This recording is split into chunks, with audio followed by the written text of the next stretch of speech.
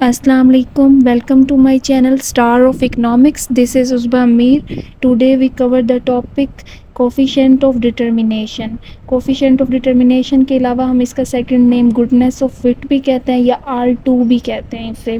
तो इसमें हमें ये पता होना चाहिए कोफिशिएंट ऑफ डिटर्मिनेशन में कि इंडिपेंडेंट वेरिएबल की वजह से हमारे डिपेंडेंट वेरिएबल में कितना चेंज आता है।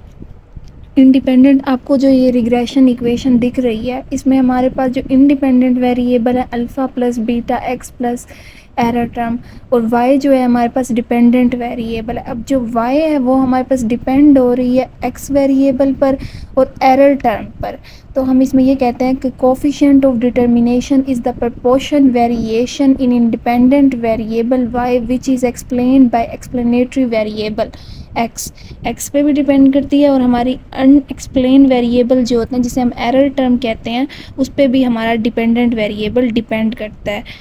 फॉर एग्ज़ाम्पल हम एज्यूम कर लेते हैं कि x हमारे पास हमारी इनकम है और y हमारे पास कंजप्शन है। तो हमारी जो कंजप्शन है वो हमारी इनकम पर डिपेंड कर रही होती है और एरर टर्म यानी सिर्फ हमारी कंजप्शन जो है वो हमारी इनकम पे डिपेंड नहीं कर रही होती, उसके अलावा अदर फैक्टर्स पे भी डिपेंड कर रही होती है।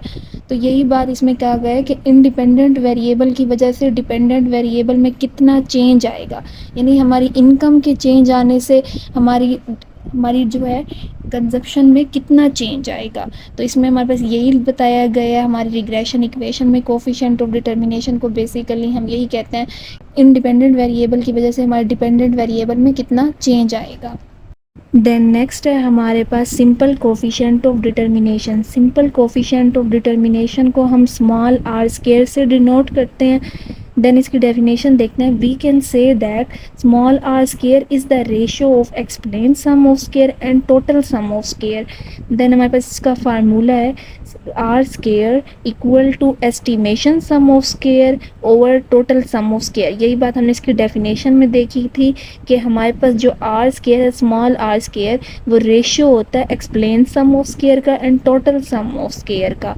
तो हमारे पास टोटल जो होती है वो एक्सप्लेन प्लस अनएक्सप्लेन की होती है, क्योंकि हमने ये बात पहले भी डिस्कस की जो हमारे पास डिपेंडेंट वेरिएबल है वो इंडिपेंडेंट वेरिएबल पर डिपेंड करते हैं और इंडिपेंडेंट वेरिएबल में हमारे पास एक्सप्लेनेटरी वेरिएबल्स भी होते हैं और एरर टर्म भी ऐड होती है जिन्हें हम अनएक्सप्लेन्ड वेरिएबल्स भी कहते हैं। तो टोटल सम ऑफ स्क्वायर हमारे पास इक्वल होती है explain sum of square plus residual sum of square के। तो हम डिवाइड करेंगे टोटल सम ऑफ स्क्वायर से इक्वेशन को। तो total sum of square divided by total sum of square equal to estimation sum of square divided by total sum of square plus residual sum of square divided by total sum of square.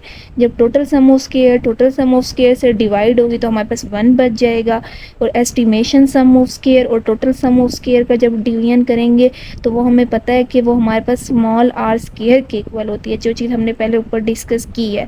तो और हमारे पास plus residual sum of square divided by total sum of square. तो इस equation में हम ये देखते हैं कि जो हमारे पास आर स्क्वायर है वो अपनी जगह पे रहेगा, लेकिन हमारे पास जो plus residual sum of square और टोटल सम ऑफ स्क्वायर है उसको हम लेफ़्ट साइड पे ले जाएंगे। तो वो उसके पास हमारे पास क्या आ जाएगा नेगेटिव साइन, क्योंकि उसके साथ पहले पॉजिटिव साइन मौजूद है। जब वो लेफ़्ट साइड पे जाएगा तो उसके साथ लग जाएगा नेगेटिव साइन। देन हमारे पास हो जाएगा R square is equal to 1 minus residual sum of square and total sum of square. Then next है हमारे पास मल्टीपल कोफिशिएंट ऑफ डिटर्मिनेशन, जिसको हम डिनोट करते हैं बिग आर स्क्वायर से। Measure the proportion variation in dependent variable which is explain by independent variable x1 और x2। तो मल्टीपल कोफिशिएंट ऑफ डिटर्मिनेशन में हमें ये पता चलता है कि जो हमारे पास डिपेंडेंट वेरिएबल हैं वो 2 या 2 से ज़्यादा एक्सप्लेनेटरी वेरिएबल्स पर हमारे पास डिपेंड होते हैं। लाइक हमने एक रिग्रेशन इक्वेशन देखी कि y is equal to alpha plus beta 1 x1 beta 2 x2 plus error term. तो हमारे पास जो डिपेंडेंट वेरिएबल है वो x1 और x2 पर डिपेंड हो रहा है और हमें ये बात पता है कि जो हमारे पास आर स्क्वायर है वो इक्वल होता है estimation sum of square plus total sum of square, जिसे हम कहते हैं एक्सप्लेन सम ऑफ स्क्वायर और टोटल सम ऑफ स्क्वायर। और R square is also tell us about goodness of fit. और आर स्क्वायर जो है वो हमें गुडनेस ऑफ फिट के बारे में भी पता चलती है। वो हम नेक्स्ट स्लाइड पे देखते हैं कि हमें आर स्क्वायर किस तरह गुडनेस ऑफ फिट के बारे में बताती है।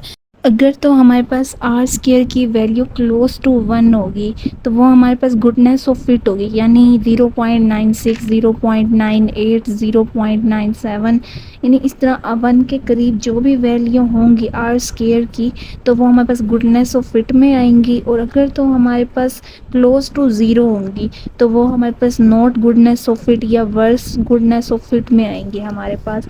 देन हम एक एग्जांपल एज्यूम करते हैं कि हमारे पास जो डाटा है आर स्क्वायर की वैल्यू जो है वो 0.96 आती है, यानी 96% जो वेरिएशन आता है हमारे डिपेंडेंट वेरिएबल के अंदर वो एक्सप्लेनेटरी वेरिएबल की वजह से आता है।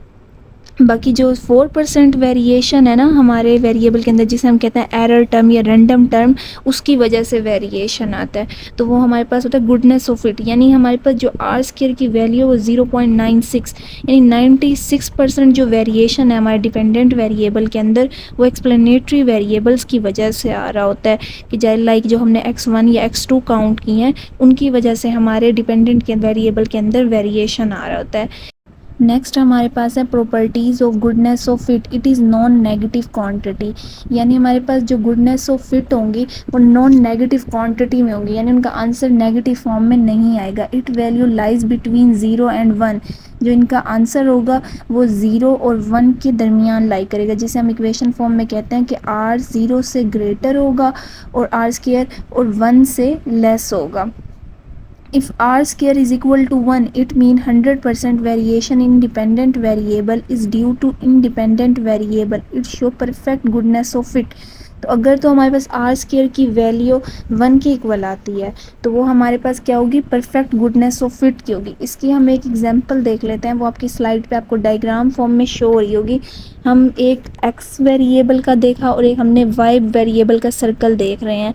तो ये हमारे पास होते हैं वाई वेरिएबल का वेरिएशन और एक्स वेरिएबल का वेरिएशन। तो ये दोनों क्या है, ओवरलैप नहीं कर रहे, जिससे हमारी आर की जो वैल्यू है, यानी जो एक्स वेरिएबल है वाई वेरिएबल है वो एक्स वेरिएबल पे डिपेंड नहीं हो रहा, तो आर हमारे पास 0 के इक्वल है। तो यहाँ पे ये जो है हमारे पास वर्स सिचुएशन है, यानी गुडनेस ऑफ फिट इधर नहीं है। तो जब नेक्स्ट जो डायग्राम है इसमें हमारे पास y और x में स्मॉल अमाउंट में ओवरलैप हो रहा है, देन नेक्स्ट डायग्राम में जो y और x के अंदर ज़्यादा अमाउंट में ओवरलैप हो रहा है, और देन जो हमारा फोर्थ डायग्राम है जो हमने ब्लू और पेंसिल से ड्रा किया हुआ है, ब्लैक पेंसिल से, देन वो हम ये देख रहे हैं कि जो y और x है वो उसके ऊपर बिल्कुल से ऊपर आया हुआ है, यानी हमारे पास जो r है वो 1 के इक्वल है, y की वैल्यू जो है x पे डिपेंड हो रही हैं। तो हम ये कह रहे हैं कि फुल ओवरलैप हुआ हुआ इस पे, यानी r इज़ इक्वल टू 1। तो हम यही इक्वेशन फॉर थर्ड इक्वेशन जो हमने इसमें यहाँ बात की गई है, if r square is equal to 1 it's mean 100% variation in independent variable is due to independent variable, it show perfect goodness of it. तो ये हमें परफेक्ट गुडनेस ऑफ इट के बारे में बताता है। If r square is equal to 0 it show perfect worse of it. तो अगर हमारे पास r इज़ इक्वल टू 0 होगा जिसमें जो हमारे पास इंडिपेंडेंट वेरिएबल है वो डिपेंडेंट वेरिएबल पर डिपेंड नहीं हो रहा, तो वो हमारे पास नॉट गुडनेस ऑफ इट या वर्स सिचुएशन कहलाई जाती है। तो यहाँ पे हमारा लेक्चर एंड होता है, जिसमें हमने आज कोफिशिएंट ऑफ डिटर्मिनेशन को डिस्कस किया, simple coefficient of determination, multiple coefficient of determination, इसकी एग्जांपल देखी है, properties of goodness of fit को डिस्कस किया है। अगर इसके अलावा भी आपका कोई क्वेश्चन है तो आप कमेंट सेक्शन में पूछ सकते हैं। ओके, अल्लाह हाफिज़।